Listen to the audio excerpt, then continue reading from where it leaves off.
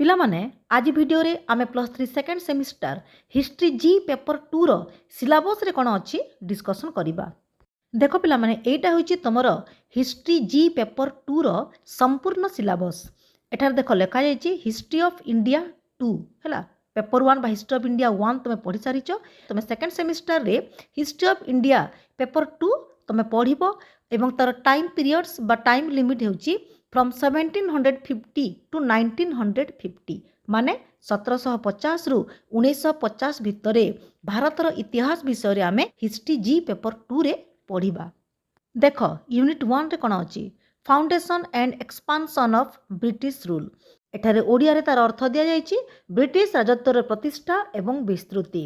एठारे देखो तीनोटी चैप्टर्स रही पिला माने जो माने ओडिया रे एग्जाम देबो। देखो प्रथम अध्याय पलासी युद्ध और बंगजय, द्वितीय अध्याय मैसूर और महाराष्ट्र जय एवं तृतीय अध्याय कूटनीति माध्यम साम्राज्य विस्तार, सामंत संधि और राजसत्व लोपनीति। इंग्लिश रे एग्जाम दबो। एठारे सिलेबस दिया जायछि chapter 1 battle of Plassey and conquest of Bengal, chapter 2 conquest of Mysore and Maharashtra and chapter 3 expansion through diplomacy, subsidiary alliance and doctrine of lapse.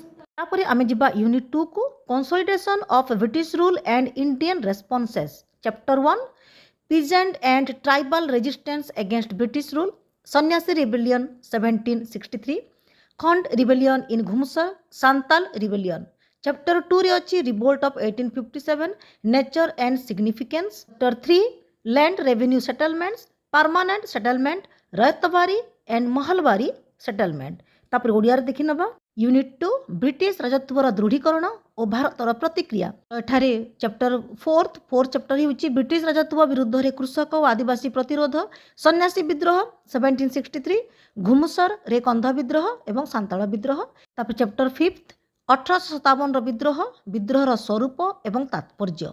तापर षष्ठ अध्याय भू राजस्व बंदोबस्त, चिरस्थायी बंदोबस्त, रयतबारी एवं महलबारी बंदोबस्त। तापरे यूनिट 3 को आमे जिबा। एठारे टोटाल 4 गोटी यूनिट तमरे पेपर रही। Unit 3 social and cultural policies. Chapter 1 socio religious reform movement, Brahmo Samaj, Arya Samaj, theosophical society and Aligarh movement. तापर तार chapter 2 growth of press and education एवं तापर chapter 3 issues of caste and gender, Jyotiba Phule women question and issues depressed class. आमे ताको ओडिया रे देखिदबा। सामाजिक और सांस्कृतिक नीति सप्तम अध्याय समाज और धर्म संस्कार आंदोलन, ब्राह्म समाज, आर्य समाज, थियोसॉफिकल सोसाइटी, अलीगढ़ आंदोलन। तापर अष्टम अध्याय प्रेस और शिक्षार अभिवृद्धि, नवम अध्याय जातीय लिंगर आलोच्य विषय, ज्योतिबा फुले नारी मानक उपरे प्रश्न और प्रसंग, दलित श्रेणी। तापरे आमे जिबा लास्ट यूनिट 4 को इंडियन नेशनल मूवमेंट। एठारे 4 गोटी चैप्टर्स रही। Chapter 1 politics of moderates and extremist 1885 to 1920। तापरे chapter 2 Gandhi and mass movements, non cooperation, civil disobedience and quit India movements. तापर chapter 3 communal politics and partition and chapter 4 making of democratic constitution. Unit 4 भारतीय जातीय आंदोलन।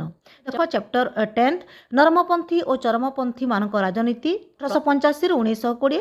तापर एकादश अध्याय गांधी गण आंदोलन, असहयोग आंदोलन, आईन अमान्य आंदोलन एवं भारत छाड़ आंदोलन। तापर द्वादश अध्याय सांप्रदायिक राजनीति और विभाजन एवं चैप्टर 13 बा त्रयोदश अध्याय गणतांत्रिक संविधान प्रस्तुति। ये हूँ तुम टोटाल सिलेबस हिस्ट्री जी पेपर 2 रो। ये आम देखा जे क्यों बही तुम फॉलो कर। जदि तुम ओडिया रे परीक्षा दौच ताले तुम बहुत सुंदर 2टी बही तुम रही।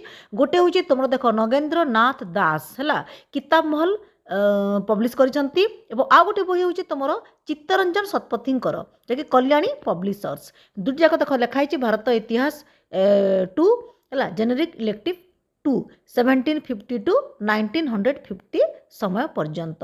ए 2टी बही भितर जो बही तुम्हें बाजार में एभेलेबुल अच्छी तुम लाइब्रेरी एभेलेबुल अच्छी ତମେ ତାକୁ ଆଣିପାରିବ। ଯାହାର ଫାଇନାନ୍ସିଆଲ କଣ୍ଡିସନ୍ ୱିକ୍ ଅଛି ପିଲାମାନେ, ତାହେଲେ ତୁମେ କିଣିବାକୁ ଯିବନି। ଲାଇବ୍ରେରୀ ଯଦି ଅଛି ତାହେଲେ ବହିଗୁଡ଼ିକ ତୁମେ ଲାଇବ୍ରେରୀରୁ ଆଣିକି ନୋଟ୍ କରିବାକୁ ଚେଷ୍ଟା କରିବ। କିଣିଲା ବେଳେ ତୁମେ ଦୁଇଟି ଜିନିଷ ଦେଖିବ ପିଲାମାନେ, ଉପରେ ଲେଖାଥିବ as per CBCS model syllabus, ଏଇ ଜିନିଷ ଦେଖୁଥିବ।